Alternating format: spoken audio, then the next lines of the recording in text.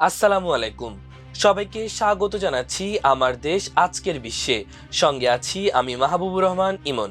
শুরুতেই জানিয়ে দিচ্ছি শিরোনাম। বোরকা পরায় দিল্লিতে হাসপাতালে ঢুকতে দেয়া হলো না মুসলিম নারীকে। বোরকা না পরলে নারীদের হাসপাতালে ঢুকতে বাধা তালেবানের।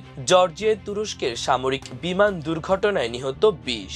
আফগানিস্তানে হামলা চালাতে পারে পাকিস্তান, পাক প্রতিরক্ষা মন্ত্রীর হুঁশিয়ারি। পশ্চিম তীর অধিগ্রহণ নিয়ে ইসরায়েলকে ফ্রান্সের হুঁশিয়ারি। ফ্লেশ উপন্যাসের জন্য বুকার জিতলেন ডেভিড সোলয়। শুনছিলেন সংবাদ শিরোনাম, এবার বিস্তারিত। ভারতের রাজধানী দিল্লির গুরু তেল বাহাদুর হাসপাতালে এক মুসলিম নারীকে বোরকা পরায় হাসপাতালে প্রবেশ করতে বাধা দেওয়া হয়েছে। এক প্রতিবেদনে এ তথ্য জানিয়েছে সংবাদ মাধ্যম মুসলিম মিরর।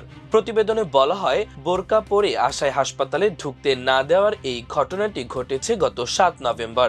তাবাসসুম নামে ওই নারী বৈধ গেট পাস নিয়েই সদ্য সন্তান জন্ম দেওয়া তার ভাবিকে দেখতে হাসপাতালে গিয়েছিলেন, কিন্তু প্রবেশদ্বারদের দায়িত্বে থাকা নারী নিরাপত্তা রক্ষীরা তার বোরকা নিয়ে আপত্তি তোলেন। সামাজিক যোগাযোগ মাধ্যমে ছড়িয়ে পড়া এক ভিডিওতে দেখা যায়, তাবাসসুম বলছেন নিরাপত্তা রক্ষীরা তাকে বলেন এই পোশাক পরে ভেতরে যাওয়া যাবে না। তিনি নিয়ম দেখাতে বললে তার কোনো ব্যাখ্যা না দিয়েই তারা গেট পাস উপেক্ষা করেন এবং অন্যদের সহজেই প্রবেশ করতে দেন। কিছু প্রতিবেদনে বলা হয়েছে, অতীতে চুরি বা নিরাপত্তাজনিত কারণে মাঝে মাঝে মুখ দেখানোর নিয়ম থাকতে পারে, তবে জিটিবি হাসপাতালে বোরকা পরা নিষিদ্ধ নয়। অনেকের মতে এটি ছিল স্পষ্ট ইসলাম বিদ্বেষ, কোনো নিরাপত্তা প্রটোকল নয়। এই ঘটনার বিষয়ে দিল্লির গুরু তেল বাহাদুর হাসপাতাল কর্তৃপক্ষ এখনো কোনো বিবৃতি দেয়নি, তবে মানবাধিকার কর্মীরা ঘটনা নিরপেক্ষ তদন্ত ও সরকারি হাসপাতালগুলোতে বৈষম্য রোধে কঠোর নীতিমালা তৈরির দাবি করেছেন। আফগানিস্তানের পশ্চিমাঞ্চলীয় শহর হেরাতে নারী রোগী, সেবিকা ও কর্মীদের হাসপাতালে প্রবেশের আগে বোরকা পরার নির্দেশ দিয়েছে তালেবান প্রশাসন। এমন তথ্য জানিয়েছে আন্তর্জাতিক মানবিক সংস্থা ডক্টরস উইদাউট বর্ডার্স।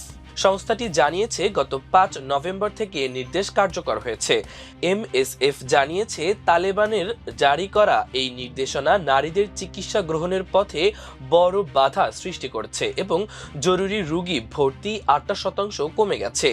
এমএসএফ এর আফগানিস্তান বিষয়ক প্রোগ্রাম ম্যানেজার সারাসাতো বিবিসিকে জানান, এই নতুন বিধিনিষেধ নারীদের জীবনকে আরো কঠিন করে তুলছে এবং স্বাস্থ্যসেবা পাওয়ার ক্ষেত্রে বড় বাধা তৈরি করছে। তিনি বলেন, এমনকি জরুরি চিকিৎসার প্রয়োজন থাকা নারী রোগীরাও এতে ক্ষতিগ্রস্ত হচ্ছেন।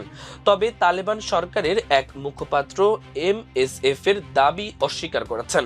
যদিও প্রতিবেদনে বলা হয়েছে, আন্তর্জাতিক মহলের উদ্বেগের পর কিছু এলাকায় বিধিনিষেধ আংশিক শিথিল করা হয়েছে।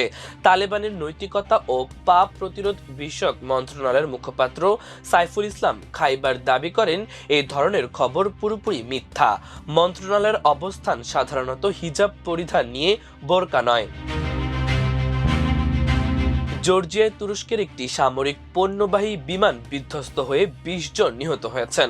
আজারবাইজান থেকে ফেরার পথে মঙ্গলবার বিকেলে এই দুর্ঘটনা ঘটে বলে বুধবার এক বিবৃতিতে জানিয়েছে তুরস্কের প্রতিরক্ষা মন্ত্রণালয়।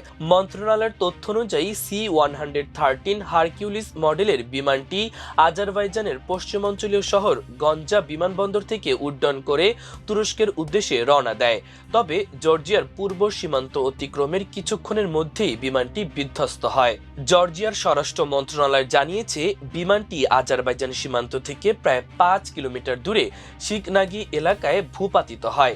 দেশটির বিমান পরিবহন নিয়ন্ত্রণ সংস্থা জানিয়েছে, বিমানটি কোনো বিপদ সংকেত না পাঠিয়েই রাডার থেকে অদৃশ্য হয়ে যায়। প্রতিরক্ষামন্ত্রী ইয়াসার গুলার এক্সে নিহত ২০ আরোহীর ছবি প্রকাশ করে এক বিবৃতিতে বলেন, আমাদের বীর সহযোদ্ধারা ২০২৫ সালের ১১ নভেম্বর আজারবাইজান থেকে তুরস্কে ফেরার পথে দুর্ঘটনায় শহীদ হয়েছেন।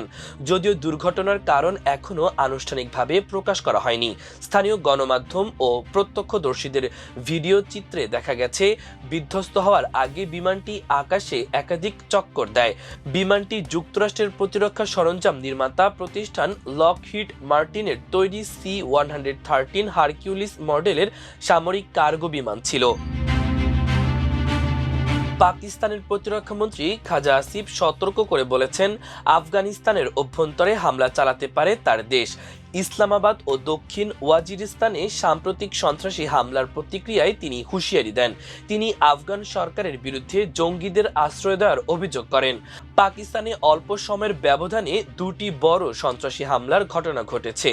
একটি দক্ষিণ ওয়াজিরিস্তানের ক্যাডেট কলেজ ওয়ানাকে লক্ষ্য করে এবং আরেকটি ইসলামাবাদে। প্রতিরক্ষামন্ত্রী বলেন, দুটি হামলার পর আফগানিস্তানের অভ্যন্তরে হামলার সম্ভাবনা উড়িয়ে দেওয়া যায় না।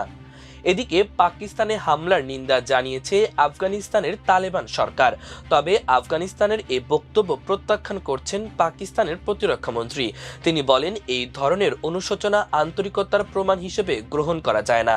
পাকিস্তানের রাজধানী ইসলামাবাদে মঙ্গলবার আত্মঘাতী বিস্ফোরণে অন্তত 12 জন নিহত হন।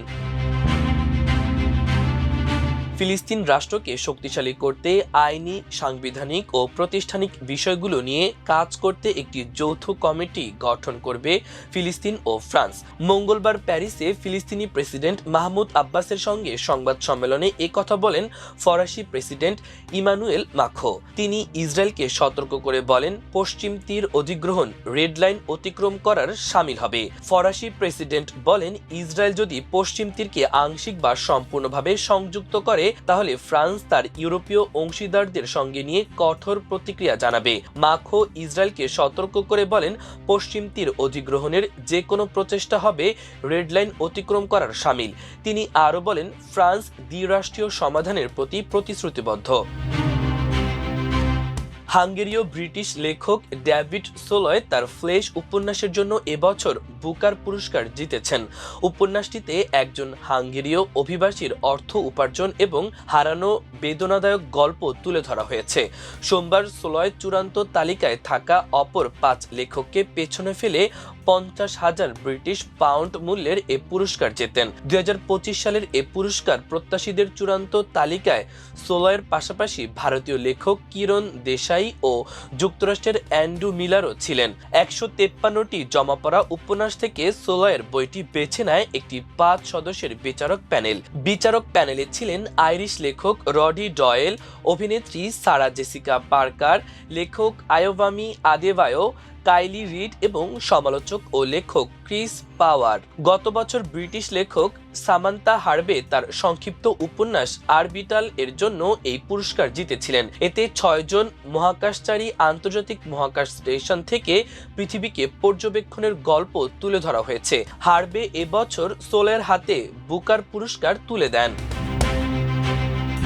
প্রিয় দর্শক, আমাদের আজকের বিশ্বের আয়োজন এই পর্যন্তই।